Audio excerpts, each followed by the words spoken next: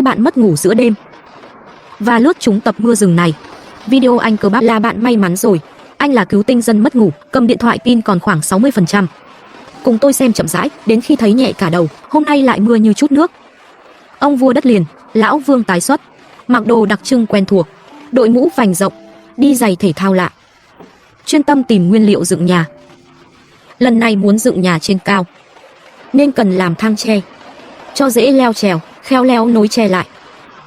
Vừa chắc vừa nhẹ. Dù áo ướt mưa, anh vẫn mặc kệ. Khi xong chuẩn bị, anh khiêng thang tre, đặt dưới 2 cây tre lớn, rồi leo cẩn thận để chắc ăn.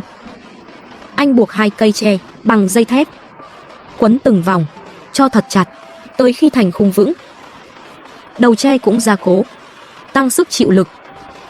Khung chịu lực đã xong. Giờ dựng nền nhà. Anh dùng cưa và dao cắt khớp tre, rồi nối lại. Quấn thêm dây thép rừng, thành khung vững. Lắp lên khung chịu lực, buộc chặt có khung chắc chắn.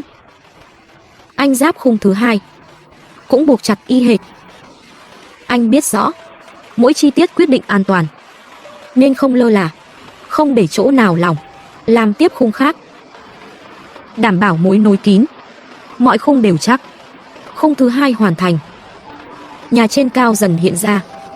Anh vừa mong vừa vui.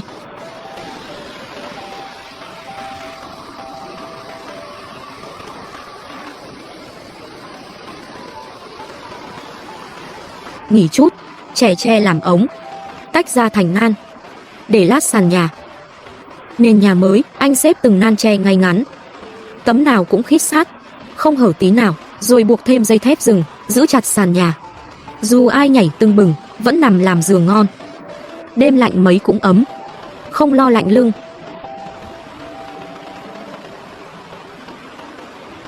Tới phần dựng tường, anh chọn tre thẳng đẹp, buộc chắc vào khung, nối ngang nối dọc, thành lưới khung tường, cưa bỏ phần thừa. Tường gọn gàng hơn. Mưa tạnh tranh thủ nghỉ, ngồi sàn mới, ngắm rừng sau mưa, cảnh yên tĩnh lạ. Chỉ còn tiếng suối róc rách nhẹ nhàng vang vọng.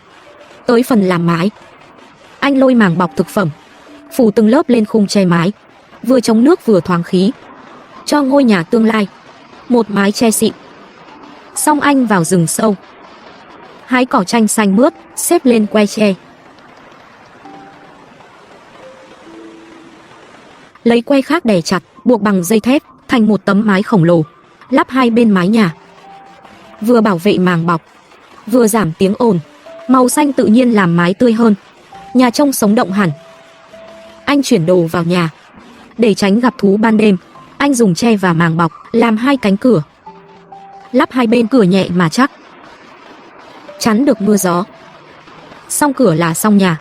Chiều xuống, anh treo đèn to trên mái, thay đồ khô ráo, lấy bếp mini ra, ráp nhanh bếp ga du lịch. Giờ thì nhà tạm đã hoàn thiện. Chiều xuống dần, anh treo đèn to trên mái, thay đồ khô ráo, lấy bếp mini ra, ráp bếp ga du lịch, bắt đầu nấu ăn. Bữa tối nay là ngô anh thích nhất, chỉ cần bỏ nước vào nấu. Đợi một lúc, anh ngồi ăn một mình, thưởng thức sự ấm áp hiếm có. Hạt ngô nào cũng căng tròn, xua tan mệt mỏi cả ngày.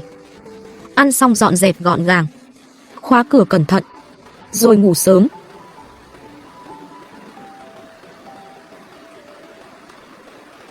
Thời gian trôi qua, gặp lại lão Vương trong rừng, vẫn như thường lệ, vác tre vào rừng. Nhà cũ chật quá, nên anh tìm chỗ mới, xây căn cứ bí mật, vẫn dùng tre làm chính.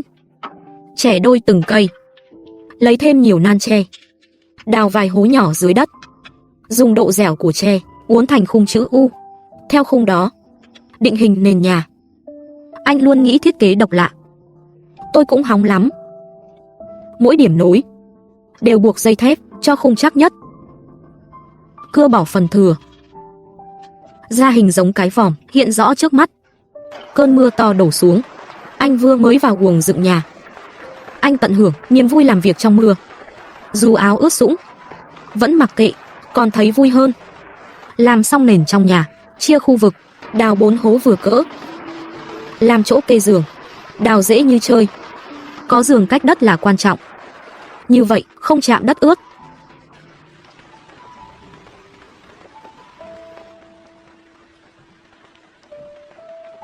Đập tre cho dẹp ra thành từng tấm, lót dưới khung giường. Vừa chống ẩm vừa êm, ngủ sướng luôn. Buộc chặt lại. Đến phần màng bọc thực phẩm, lên sân khấu. Sao không lợp mái trước? Không vì gì cả. Anh Vương mê nước nên yêu màng bọc. Thứ rẻ mà xài ngon. Chỗ nào có anh là có màng bọc. Dùng dễ, nhanh, tiện. Anh có thể bịt kín khe giữa tre và sàn, chống ẩm cực hiệu quả, lại còn trong suốt. Cắt bỏ phần dư.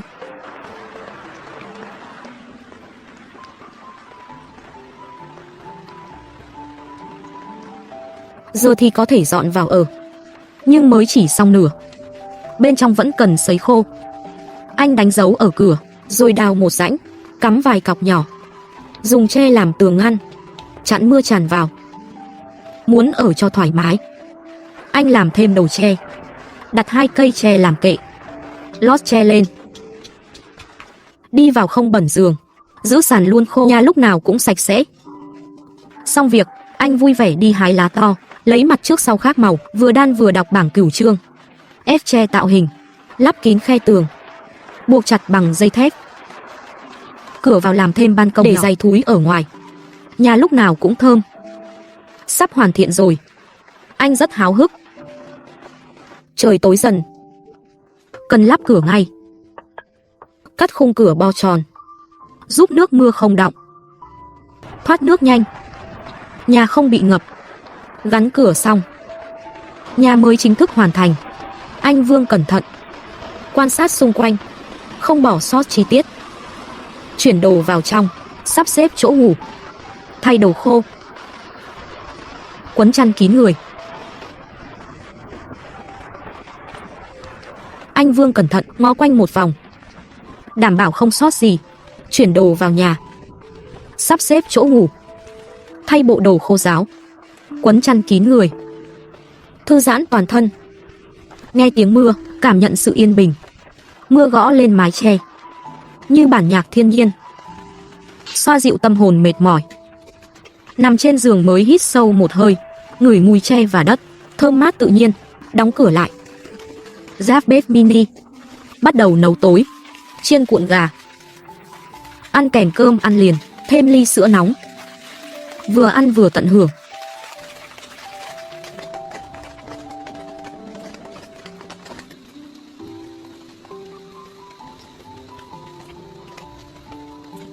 Vừa ăn vừa ngắm mưa qua vách tre. Cảnh mưa huyền ảo. Ăn xong anh ngủ sớm.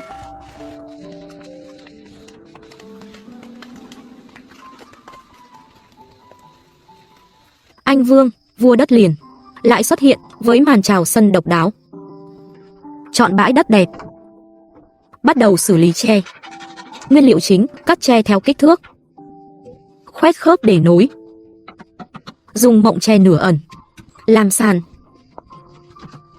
Đào 4 hố vừa cỡ, chôn cột chắc chắn.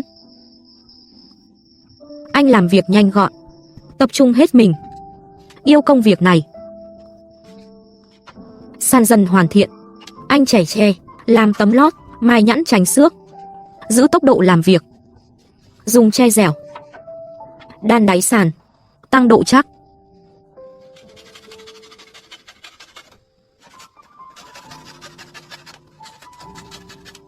Trời tối dần, cơn mưa to ập xuống với vua mưa lão Vương.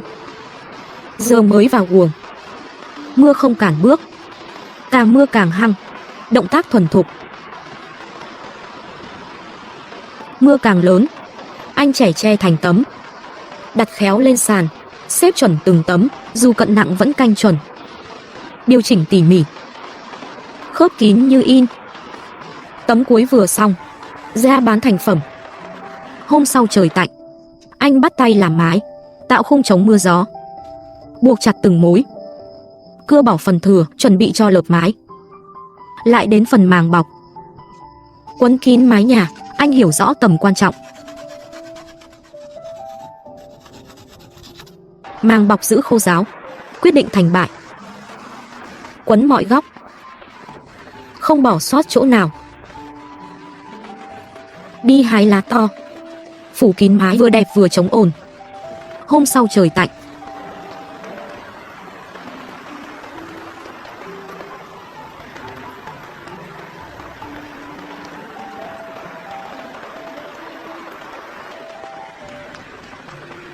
Anh làm tiếp mái còn lại, dùng tre làm trục, thiết kế mái hình vỏ ốc, kinh nghiệm có sẵn, làm nhanh như gió. Mái này to hơn, tiếp tục dùng màng bọc, quấn chặt lại, tỉ mỉ như gói quà, không hở kẽ nào, ngăn mưa tuyệt đối. Kiểm tra kỹ lần cuối, lấp kín khe hở bằng lá, dù yếu nhưng chắn gió tốt.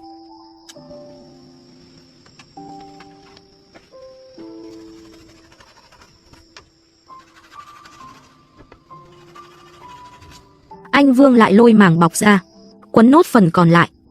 Tay nghề thành thục như gói tác phẩm nghệ thuật. Màng bọc dính sát tre, không hở một khe, chắn mưa tuyệt đối. Xong rồi, anh kiểm tra kỹ lại. Ổn hết, lấy lá to chèn khe dưới. Không chịu lực nhưng chắn gió tốt. Vì muốn đẹp, anh làm thêm 2 vành bánh, vừa trang trí vừa sang. Lắp thêm móc, để nhấc mái dễ dàng. Có thể mở ngay trong nhà, nhưng nhìn quen quen. Ai biết thì comment nhé. Nhà xong rồi, treo đèn tiết kiệm điện, trải thảm yoga. Tối xuống nhanh, thay đồ khô, bày bếp mini, đun bình nước khoáng 82.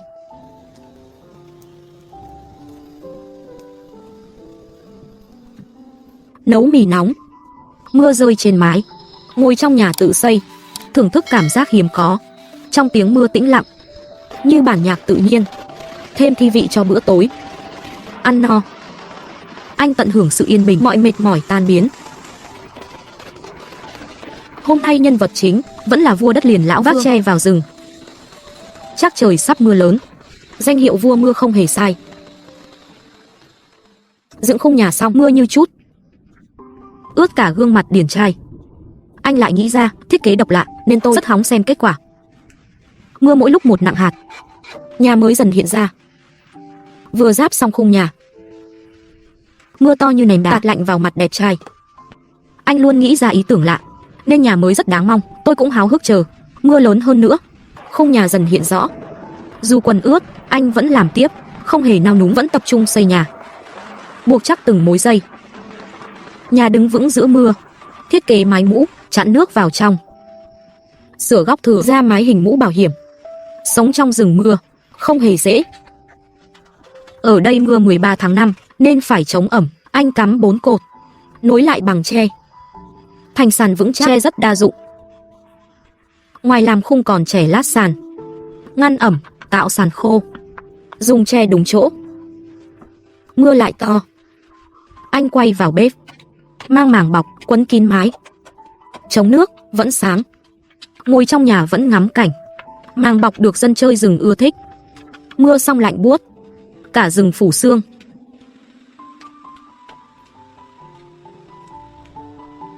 Sương tan, anh vào rừng sâu. 2 lá to xanh mướt đan xen với tre, tạo bức tường kín gió. Mang ra cuộn màng bọc thần thánh, quấn mái như điên. Quấn nát luôn. Màng bọc dễ dùng, nhanh gọn, còn chặn nước hiệu quả, không lo thiếu ánh sáng. Ngồi nhà vẫn ngắm cảnh, thoải mái. Dân sống rừng rất thích. Mưa xong lạnh đột ngột, cả rừng phủ sương, khó phân biệt ngày hay đêm.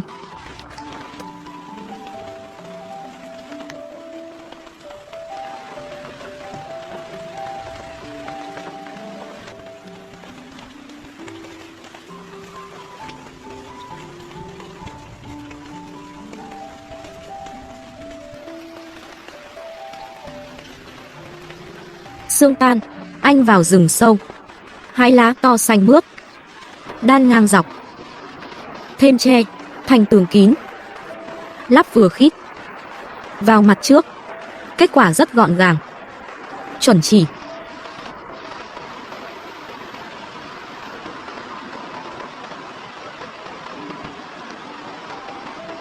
Muốn đẹp hơn, anh chẻ tre thành que nhỏ, tận dụng tối đa tre, nhét vào khe cửa, chắn gió, thêm thẩm mỹ, nhà đẹp hơn. Xong, lấy đèn to. Trời tối, nhà ấm áp. Lấy bếp mini. Đun nước nóng. Sưởi cơ thể. Tránh muỗi, nhà gần xong. Anh rất mong chờ. Lắp cửa. Chui vào ngay, thay đồ khô. Lấy đồ ăn. Chuẩn bị tối nay. Dầu nóng, thả tôm hùm.